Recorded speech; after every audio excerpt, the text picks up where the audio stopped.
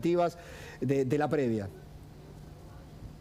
Mira, Pablo, ahora la expectativa está puesta sobre todo en cuál va a ser la participación final que van a tener las elecciones de medio término acá en Estados Unidos. Es un dato que los expertos, sobre todo los dos partidos, el Partido Republicano y el Partido Demócrata, analistas, periodistas, estamos muy pendientes porque eso va a depender en gran medida del resultado, ¿no?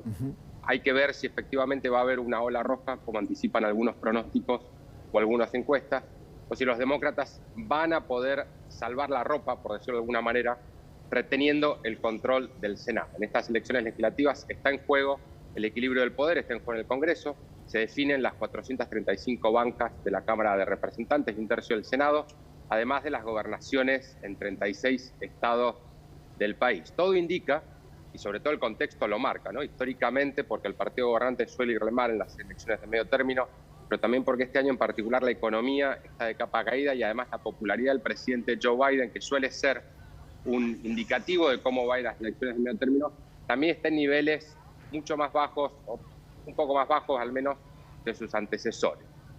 Todo eso indica, o por lo menos sugiere, que el Partido Republicano, hoy la oposición en Estados Unidos, va a tener un buen día, se va a imponer, se va a quedar con la Cámara de Representantes y quizá también logre quedarse con el Senado. Ahí te diría 4 o 5 elecciones en estados claves, los estados que en las elecciones presidenciales se suelen llamar los estados pendulares, que van a definir el control del Senado. Eso es lo que vamos a estar mirando esta noche en las próximas horas. Lamentablemente no creo que tengamos una definición tajante esta noche porque el escrutinio, tal como ocurrió en 2020, va a ser lento. Probablemente conozcamos la composición definitiva del Congreso recién en los próximos días. Te hago una pregunta. Esta mañana hablaba en radio con Juan Verde, ex asesor de Obama. ¿Cuáles son las 2 o 3 políticas que digamos, están en la mesa para los republicanos que podrían bloquear a la administración Biden? Digamos, que podrían dar verdaderamente un giro y un bloqueo de los planes de los demócratas.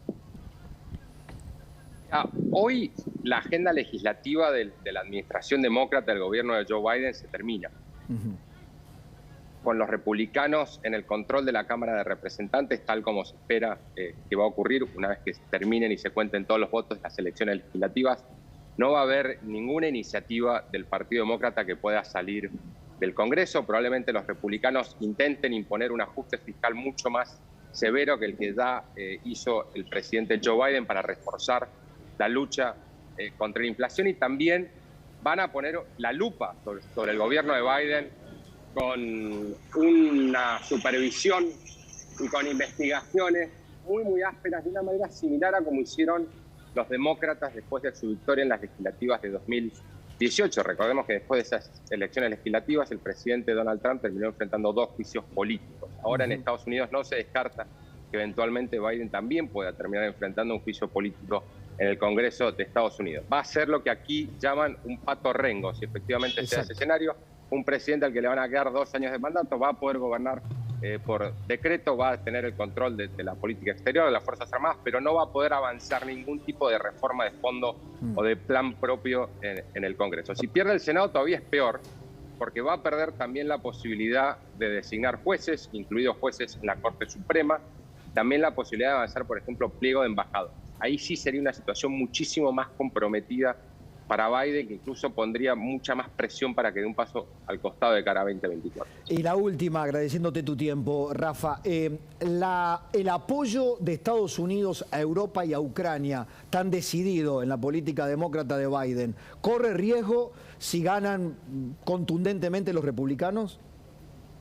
Mira, hasta ahora ha habido un respaldo bipartidista bastante claro en el Congreso a todos los paquetes de ayuda que ha aprobado el Capitolio y que también ha impulsado la Casa Blanca para reforzar la defensa del presidente Volodymyr Zelensky a la invasión de Rusia.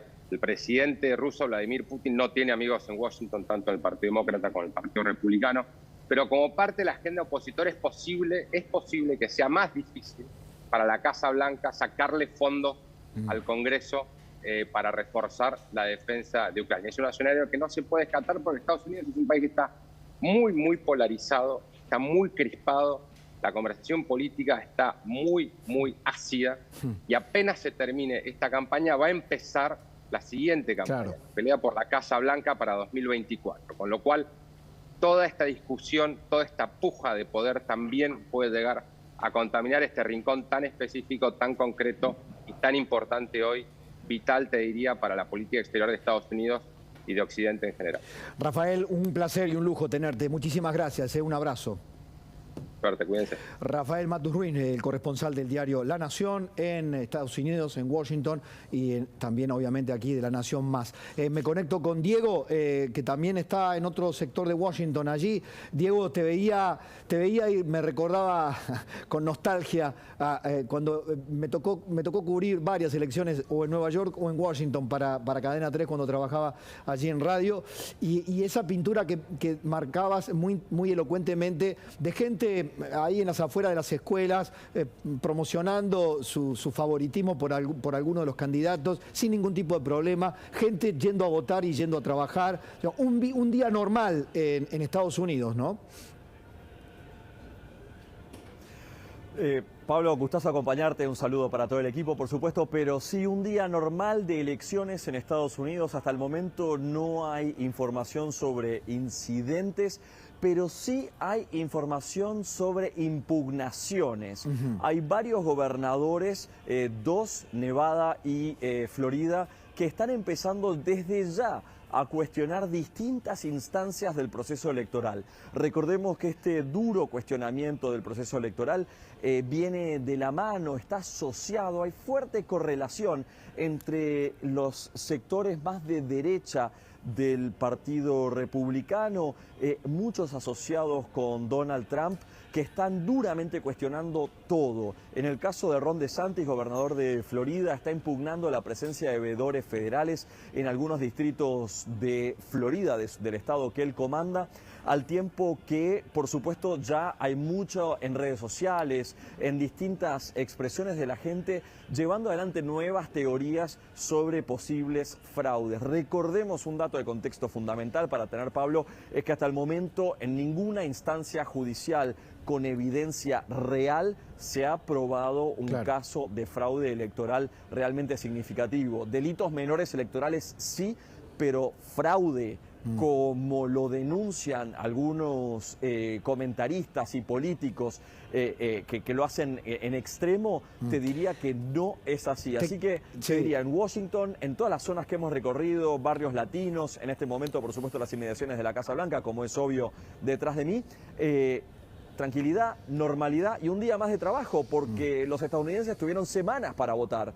Hoy simplemente es el día en el que se hace por última vez y presencial, Pablo. Tal cual.